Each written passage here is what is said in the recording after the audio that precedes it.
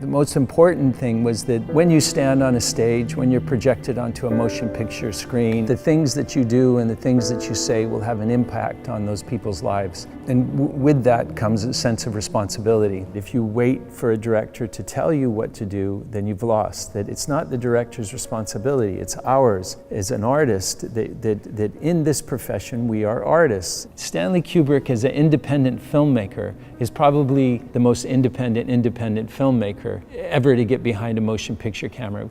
I can honestly say my one claim to glory is that I should be in the Guinness Book of Records, because nobody's watched his films, every one of them, as many times as I have. Robert Altman was the first person to say it, and Stanley Kubrick said it, Alan Parker said it, Alan Pakula said it, that 90% of making a movie is casting the right actors. You know, finding the right people to tell the stories.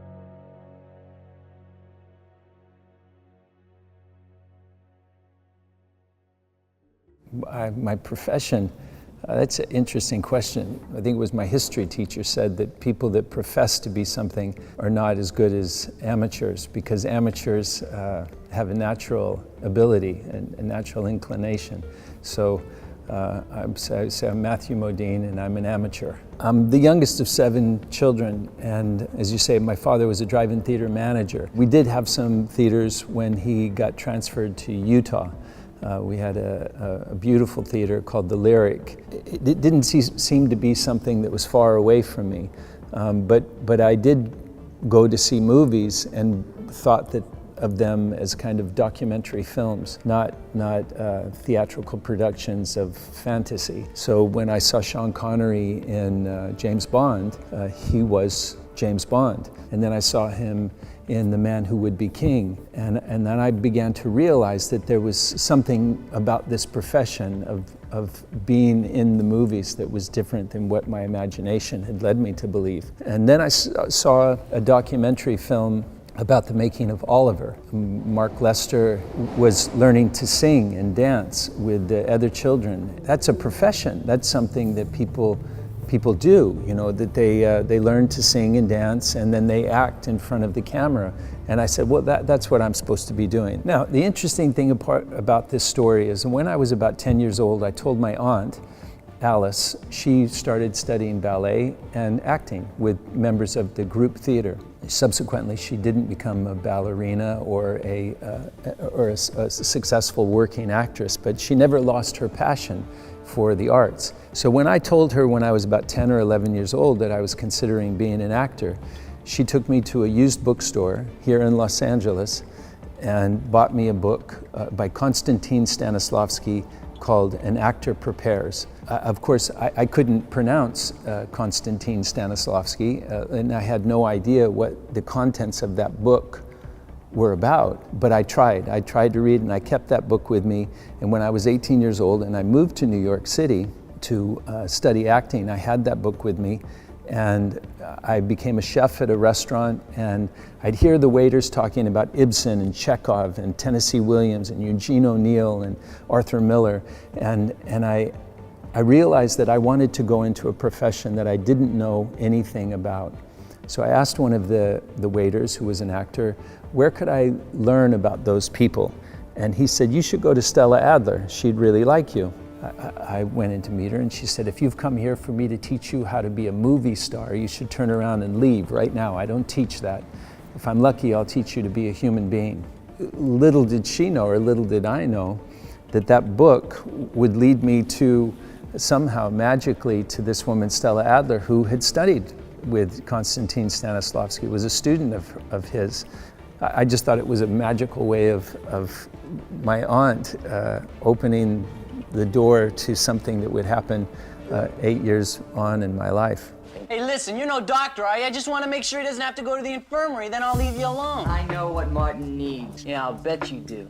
While I was studying with Stella, I auditioned, and you weren't supposed to do that. But I felt I didn't have time. You know, I was in New York City with a limited amount of money.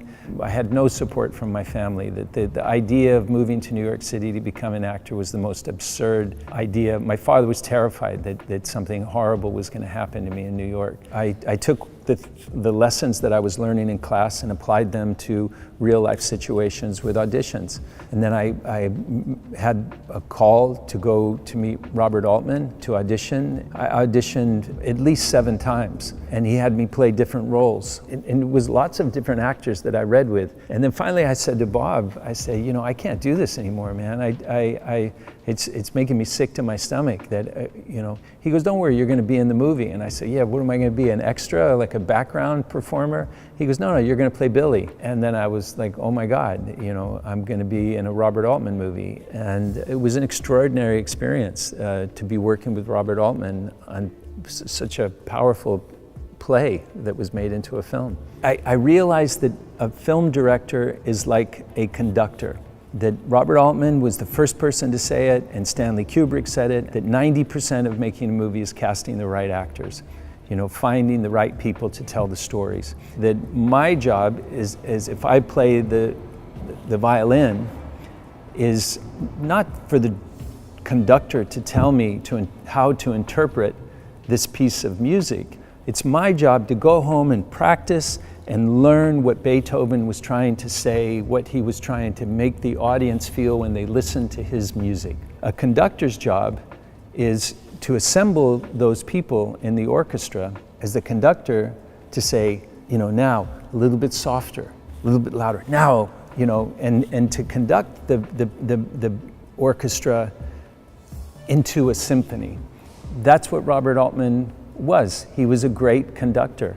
There was a time when I was on the set and I had a big monologue, and so every night I was going home and poring over the script, and every day he said, we'll talk about it tomorrow, we'll talk about it tomorrow, and Friday comes, and I said, Bob, could I talk to you about this scene? He goes, okay, just hold on a second. He goes, what are you gonna do in the scene? I mean, where are you gonna be? What are you physically doing in the scene? And I said, well, I imagine that I'm in my bunk and I'm telling the story, and maybe some point I get up and I put my boots on or something. And he goes, okay, good. He goes, Lichtenstein, Mitchell, what are you gonna do? If Modine does that, what are you gonna do? And Pierre Mignon was the cinematographer. He says, Pierre, how do you want to shoot it? And he goes, okay, let's start on Modine. I gotta make a phone call, I'll be right back. I said, Bob, could I talk to you? He goes, I'll be right back.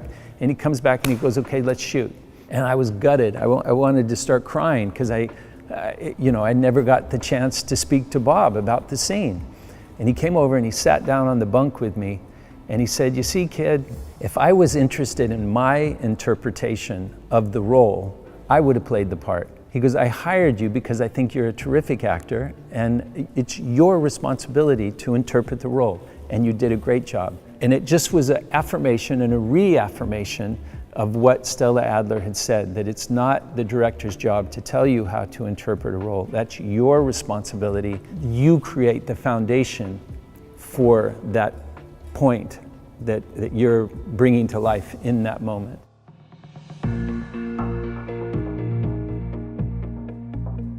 Well, I was having breakfast with David Alan Grier at a restaurant that used to be on Sunset called The Source. It was famous, you know, the movie Annie Hall. So we were laughing and having breakfast talking about Woody Allen, and there was somebody that was sitting there, and it appeared to me that he was looking at me saying, you know, fuck you. And I said to David, I said, there's a guy sitting over there. Either he's practicing a monologue or he's got Tourette's, but he's clearly looking at me saying, fuck you. And David looks over his shoulder, he goes, oh, he says, that's Val Kilmer. He's a really nice guy. David had worked with him on Top Secret. And he told me to come over, and I say, how you doing? My name's Matthew. He goes, yeah, I know who you are. I'm sick of you. He says, I'm just sick of you because you had gotten Vision Quest and Streamers and Mrs. Soulful, and now you're doing Stanley Kubrick's Full Metal Jacket. And I said, look, I'm not gonna apologize for the work that I've done, because clearly these were all parts that Val may have auditioned for and could have been right for. Val's a wonderful actor, a very nice man. But I said, but you don't have to worry about Full Metal Jacket because I didn't audition. Clearly you auditioned and you think that I've got the part, but I'm telling you, I didn't audition. As I finished talking to him, I ran out to the payphone and put a bunch of quarters in and called my manager in New York City. And I said, this actor just told me that I'm doing Stanley Kubrick's movie. Do you know anything about it? And he said, no, I don't know anything about it. I said, well, I know he makes his movies with Warner Brothers, so we could get Warner Brothers and Harold Becker to send Vision Quest to him. And Alan Parker is in London editing Birdie, and I could ask Alan to send over some scenes, you know, from the film. I don't know, it felt like 6 weeks, 8 weeks later, I received a script through my mail slot in New York with this tremendously humble letter from Stanley Kubrick saying, "My name is Stanley Kubrick, I'm a film director. This is a project that I'm working on. I wonder if you'd consider being in my film." Stanley told me to deliver a script to Matthew, and he was living on the King's Road in Chelsea at the time, his first house. And we talked for a while in the house, and you asked me, you said, "Stanley's not sort of cruel to his actors, is he?" And I said, "No, not at all." Now, you would never imagine that Stanley Kubrick would write a letter with such great humility, that introducing himself as a film director, but that tells you a lot about who Stanley Kubrick is.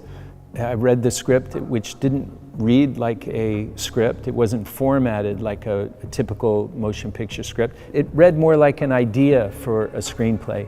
And as I read it, I wasn't sure which part, because he didn't say in his letter what part I was reading for, and I thought at the beginning, he must want me to play Private Pyle, because he saw Birdie. As I continued reading, I thought, oh geez, I wonder if he wants me to play Private Joker.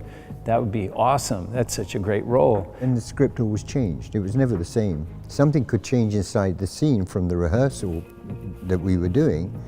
That would be memorialized in the script. But once you started working on that, then it would suggest something else. So Stanley was never afraid. He never used storyboards. From every film I know, from 2001 onwards, I don't know if he used them before that, I don't think so. Maybe on Spartacus for the Maybe battles. on Spartacus he probably would have done, yeah. You know, it was always growing and growing, and I can honestly say that what you started out with as a script at the beginning, it bore no relation to it by the time you plow your way through it, and it developed and blossomed. So I'm having dinner with Alan Parker, and he goes, "You know, Stanley Kubrick's a real prick." And I said, what are you talking about? He said, "I sent him those scenes from Birdie, and the guy never even sent me a note back to say thank you." And I said, "Well, yeah, Alan, Stanley's directing a movie. He's in pre-production. I'm sure he's going to write you a letter. He just hasn't had time." And so I see Stanley, and I say, "Stanley, you know, you should write a note and say thank you to Alan Parker for sending you those scenes." And he goes, "Alan Parker's a prick." He goes, "He sent me a bunch of scenes that all it did was demonstrate that you knew how to memorize lines and yell."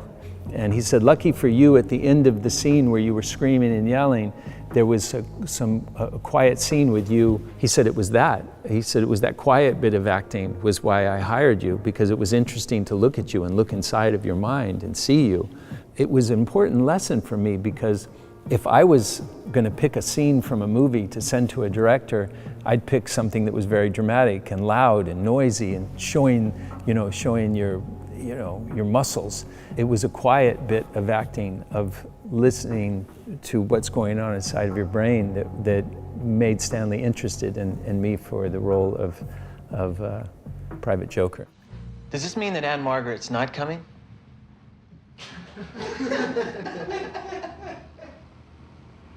Joker, I want you to get straight up to Fubai. Captain January will need all his people. Yes, sir.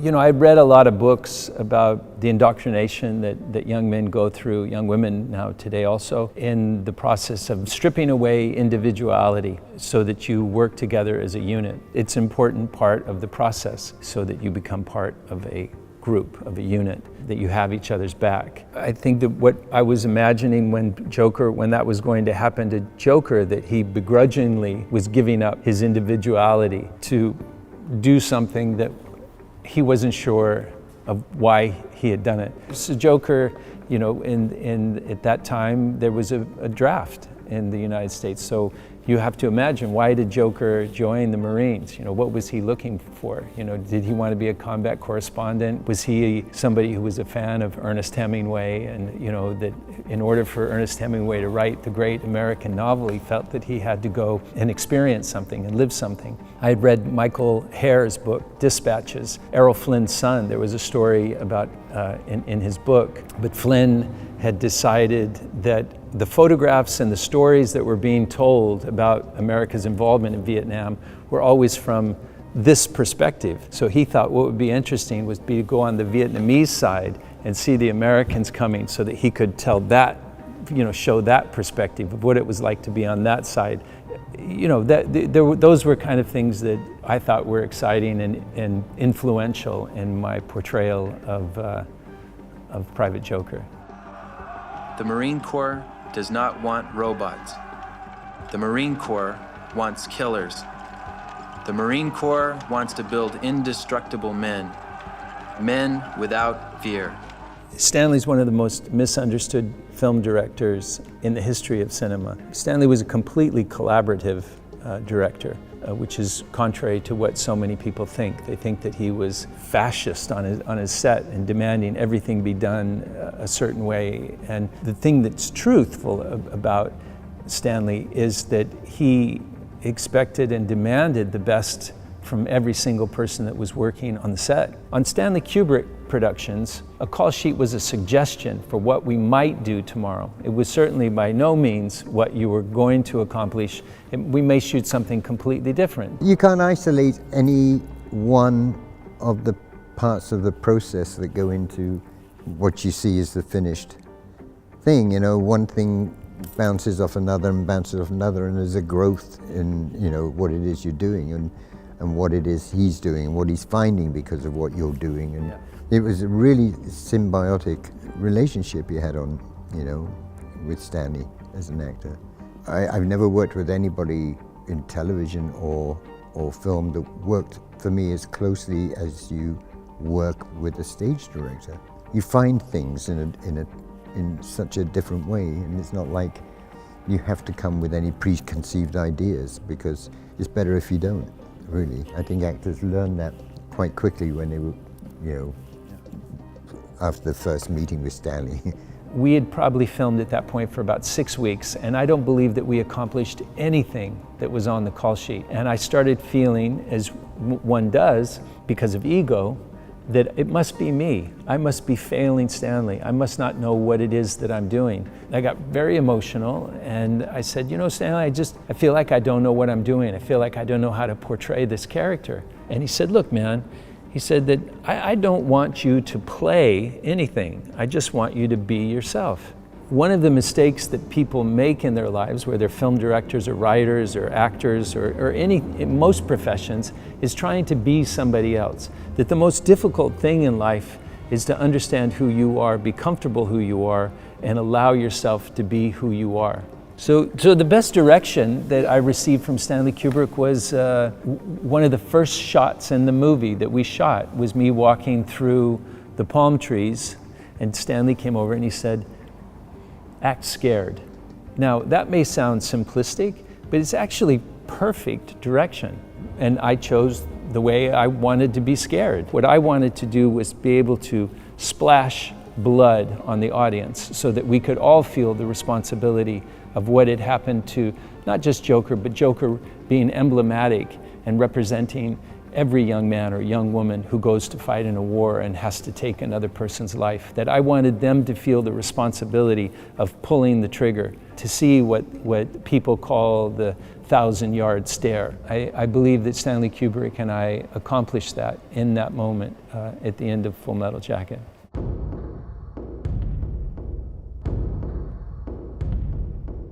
I've seen scenes from the 4K version, and it's like I never saw the movie, that this 4K remastering of the film. So what Leon Vitali has been able to do by going in frame by frame by frame from the film negative of Full Metal Jacket is to pull out information that when you're making a 35mm print and it's going through the machine's not able to capture the resolution. Whenever we did a video release, every single territory, it never happened to them before, where we rejected their VHSs, as what they were going to release. And because then the quality was too poor. The quality was so bad, if you had to subtitle them, then you'd have to go through and subtitle and check the subtitles, check them against the subtitle list. It went on and on and on.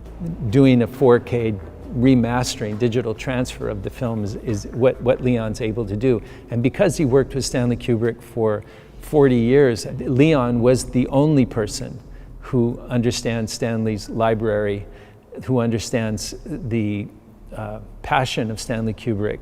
Which one of all the films is the most, for you, rewatchable? If you had to pick one.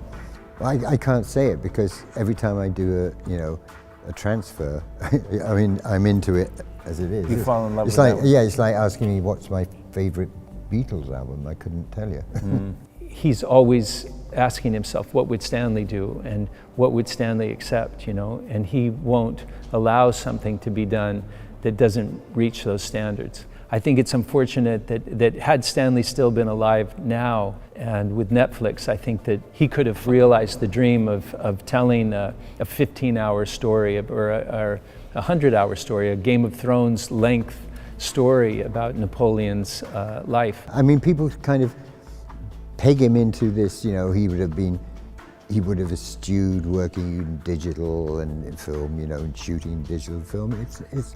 It's not true. I mean, what he would have done is worked in the medium and sort of got people to do it, or do it so that he could manipulate it the way he wanted, and then he would have done it. He would have done it, and it was the same. It would have been the same with drones. It would have been the same with anything.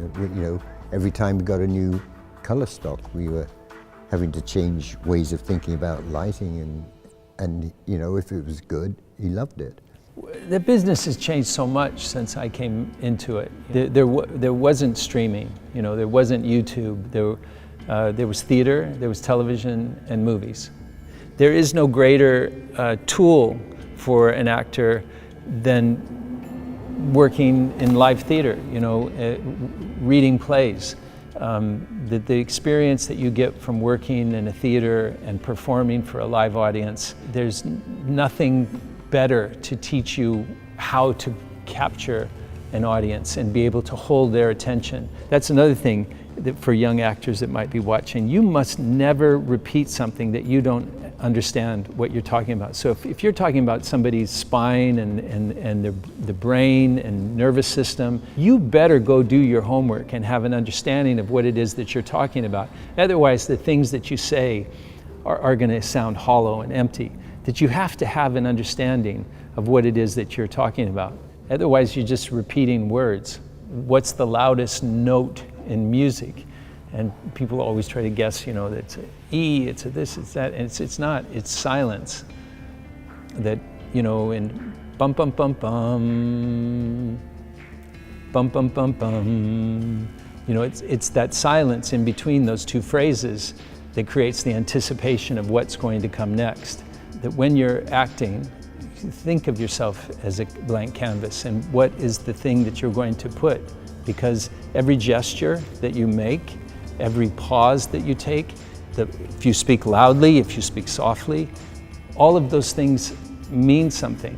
The really good actors, that I really love, they don't do things haphazardly.